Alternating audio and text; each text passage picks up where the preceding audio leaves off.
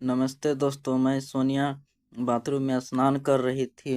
Bathroom का दरवाज़ा कांच का था, जिसका मतलब है कि अंदर वाला बाहर की छाया देख सकता है और बाहर वाला भी अंदर की छाया देख सकता है। स्नान के दौरान मैंने नोटिस किया कि दरवाजे के सामने कोई हिल रहा है। यह देखकर मैं एकदम रुक गई। फिर मैंने सोचा, यह क्या हो सकता है? शायद कोई संयोग से यहाँ से गुजर रहा है या कुछ और कर रहा है। मैं उलझन में थी कि क्या करूं। फिर मैंने बड़ी मुश्किल से खुद को संभाला। आप भी समझ सकते हैं कि उस पल मेरा मन कैसा कर रहा होगा। मैंने जल्दी से तौलिया लपेटा, तभी शायद उसने मेरी आवाज़ सुन ली।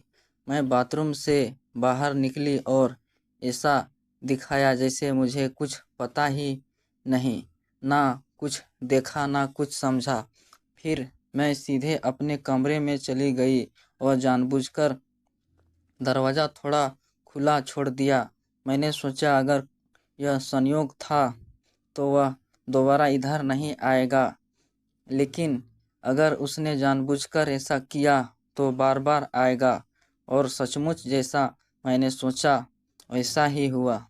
मैंने देखा कि वह मेरे कमरे के दरवाजे के सामने से गुजरा और मुझे साफ दिखा दिया। वह मुझे ही देख रहा था। उस वक्त मैं समझ नहीं पाई कि क्या करूं, लेकिन फिर मैंने खुद से कहा, सोनिया, अगर वह खुद से खुद तेरे पास आ रहा है तो जो वह चाहता है उसे दे दे। वैसे भी बांटने से कुछ कम नहीं होता। यह विचार आते ही मैंने खुद को उस पल के हवाले कर दिया।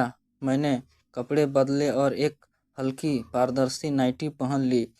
फिर मैं ड्राइंग रूम में टीवी देखने चली गई। वह भी वहाँ बैठा था। उसने मुझे देखा और बोला, दीदी कुछ पीने को लाओ।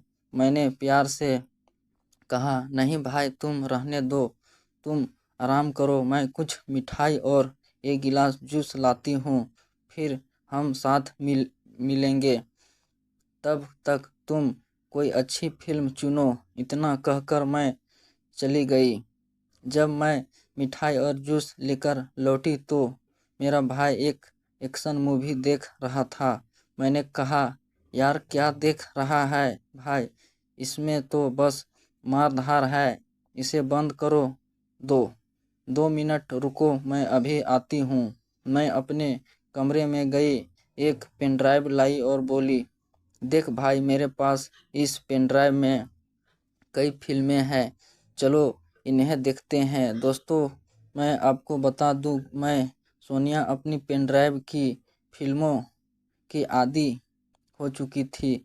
मेरे पति के देहांत के बाद भगवान उनकी आत्मा को शांति दे, मैंने तय कर लिया था कि अब जो भी मुझसे शादी करेगा वह सिर्फ मेरे पैसे के लिए करेगा। इसलिए मैंने फैसला किया कि मैं अकेले ही अपनी ज़िंदगी बिताऊंगी और दोबारा शादी नहीं करूंगी। तब से मैंने वह सब शुरू किया और उन फिल्मों को अपने पास रख लिया। जब भी मन करता मैं उन्हें देखती और खुश रहती।